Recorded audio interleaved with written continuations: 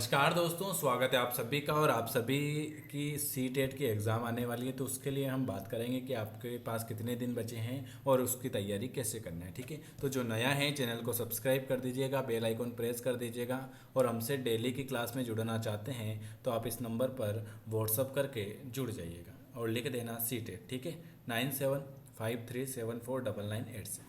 इस नंबर पर आप व्हाट्सअप कर सकते हो कि सर हमें भी आपकी क्लास में ऐड होना है। सबसे पहले तो अब आपके पास बचे हुए कितने दिन? आपके पास बचे हुए हैं 34 दिन।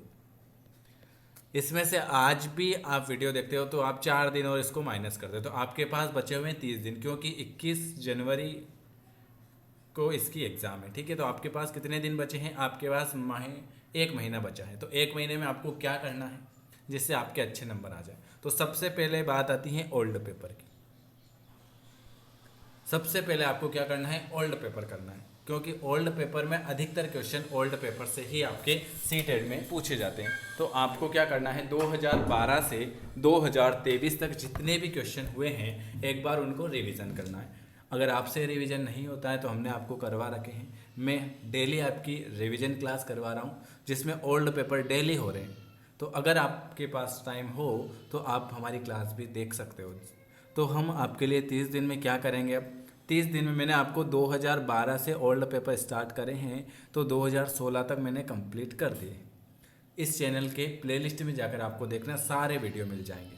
अब आपको क्या करना है, 2016 से 2023 तक ऑनलाइन एग्ज़ाम हुई थी, उसके पेपर भी मैं आपको कराऊंगा। ठीक है, तो कम से कम ये आपको 40 सेट मिलेंगे।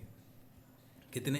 तो आपको पूरे ओल्ड पेपर करने हैं। 40 सेट में से कुछ ना कुछ तो आएगा। उसके बाद चैप्टर वाइज देखो, अब आपके पास टाइम इतना है नहीं जो चैप्टर वाइज पढ़ोगे। अब आपको ज़्यादा से ज़्यादा प्रैक्टिस करनी है। जितने क्वेश्चन मिले उतने एक बार करने पड़ेंगे। ठीक है, तो आपको अगर पढ़ना है तो ये 40 सेट मैं आपको बिल्कुल फ्री पढ़ा रहा हूँ। ठीक है, तो आप हमसे जुड़ सकते हो। 1 घंटे की क्लास मिलती है आपको, उसमें फास्ट रिवीजन होता है। ठीक है, डेली एक बार आप वीडियो देख लेना, पसंद आए तो मैसेज कर देना। इसके अलावा आपके लिए नोट्स भी अवेलेबल, अगर आप चाहते हो कि हमको और ज़्यादा क्वेश्चन लगाने तो आपके लिए हिंदी पेडागोजी के क्वेश्चन अवेलेबल 1000, मैथ्स पेडागोजी के 1000, ईवीएस के 1000, संस्कृत के 1500, बाल विकास के 1300 और ओल्ड पेपर मैंने आपको इसमें मिक्स है 2019 तक। ये सारे आपको पीडीएफ फाइल में मिलेंगे 199 में। ठीक है, तो जिनको लेना है वो ले सकते हैं और पढ़ सकते हैं। इसके अलावा देखो, अब लास्ट टाइम पे जितने ज़्यादा ओल्ड पेपर करोगे उतना आपको फ़ायदा रहेगा, क्योंकि चैप्टर वाइज पढ़ोगे कितना टाइम नहीं है। अब आपको ज़्यादा से ज़्यादा प्रैक्टिस करना है। आप कहीं से भी करो, आराम से आपको ज़्यादा से ज़्यादा प्रैक्टिस करना है। मैंने आपको बहुत सारे वीडियो बना रखे हैं, आप देख सकते हो, है ना। ठीक है, चलिए, आप सभी का वीडियो देखने के लिए धन्यवाद और आप सभी को बेस्ट ऑफ विशेष। आप सभी की अच्छी तैयारी हो गई होगी, है ना। तो मैं आप भगवान से यही प्रार्थना करूँगा कि इस बार आपका सभी का सी टेट पास हो जाए। चलिए, आप सभी का वीडियो देखने के लिए धन्यवाद। जिनको जुड़ना है वो मैसेज कर देना, हम आपको 30 दिन में सारे ओल्ड पेपर कंप्लीट करवा देंगे। वो 45 सेट हैं, 45 में से मैंने आपको 10 सेट करवा दिए हैं, 35 सेट और बचे हैं और हमारे पास बचे हैं 30 दिन। तो मैं कैसे भी करके एक दिन में 2-2 सेट करवा के आपको पूरा कंप्लीट करवा दूँगा। वीडियो देखने के लिए आप सभी का बहुत बहुत धन्यवाद। लाइक शेयर सब्सक्राइब जरूर करें। चलिए, नमस्कार दोस्तों, स्वागत है आप सभी का। और आप सभी के लिए डेली प्रैक्टिस सेट चल रहा है। तो आज मैं आपके लिए सी टेट का 2016 का, ठीक है, 2012 से मैंने स्टार्ट किया था। मैंने आपको कहा था कि मैं आपको 2012 से 2023 तक जितने भी एग्ज़ाम हुए हैं सभी के क्वेश्चन कराऊंगा। ठीक है, तो आज हम करेंगे 2016 का ओल्ड पेपर। शुरुआत करते हैं पहले क्वेश्चन। ये है 21 फरवरी 2016 का पेपर सी टेट का। जो भी नया है चैनल को सब्सक्राइब कर दीजिएगा, बेल आइकॉन प्रेस कर दीजिएगा। हमसे अगर जुड़ना चाहते हैं तो इस नंबर पर व्हाट्सअप करके जुड़ जाइएगा। 9753749986 पर आप मैसेज करके हमसे जुड़ सकते हो। चलिए, और कमेंट करके जरूर बताना कि आपके 30 में से कितने नंबर आए। पहला क्वेश्चन है, भारत में अधिकांश कक्षाएं बहुभाषी होती हैं और इसे शिक्षक द्वारा किसके रूप में देखा जाता है? पहला क्वेश्चन आपके सामने।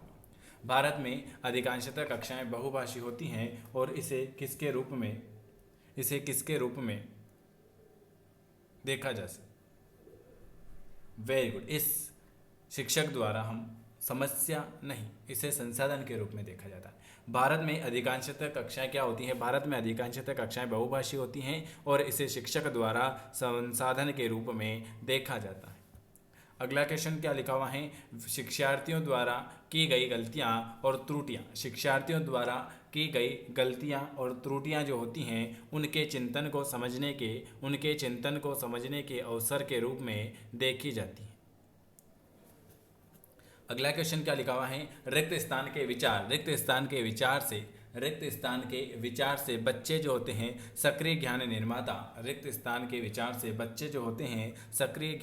निर्माता तथा नन्हे वैज्ञानिक होते हैं जो संसार के बारे में अपने सिद्धांतों की रचना करते हैं। तीसरा नंबर का, वेरी वेरी गुड। जीन पियाजे के विचार के अनुसार, जीन पियाजे के विचार से बच्चे जो होते हैं सक्रिय ज्ञान निर्माता तथा नन्हे वैज्ञानिक होते हैं जो संसार के बारे में अपने सिद्धांतों की रचना करते हैं। ऑप्शन आपका सी आ जाएगा। बाल केंद्रित शिक्षा शास्त्र का अर्थ क्या है? बाल केंद्रित शिक्षा शास्त्र का अर्थ क्या है, बताइए। फोर्थ नंबर का, वेरी गुड।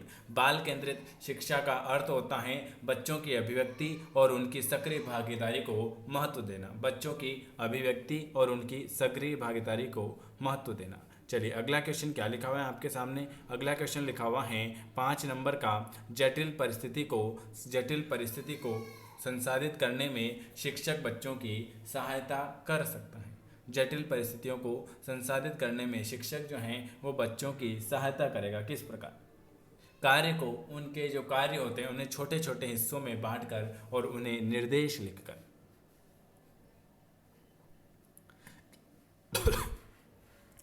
अगला क्वेश्चन है, शिक्षार्थियों से यह अपेक्षा करना कि वे ज्ञान को उसी रूप में पुनः प्रस्तुत कर देंगे जिस रूप में उन्हें ग्रहण किया गया। वेरी वेरी गुड, बी वाला आ जाएगा। बिल्कुल आपका सही जवाब आ जाएगा बी वाला। अगला क्वेश्चन क्या लिखा हुआ है आपके सामने? अगला क्वेश्चन आपके सामने लिखा हुआ है बी वाला कि समस्या जो होती हैं, समस्या हैं क्योंकि व्यक्ति अनुभवों की व्याख्या करता है और ज्ञान को जो कात्यो पुनः उत्पादित करता है। अगला क्वेश्चन क्या लिखा हुआ है 7 नंबर का, जब शिक्षार्थियों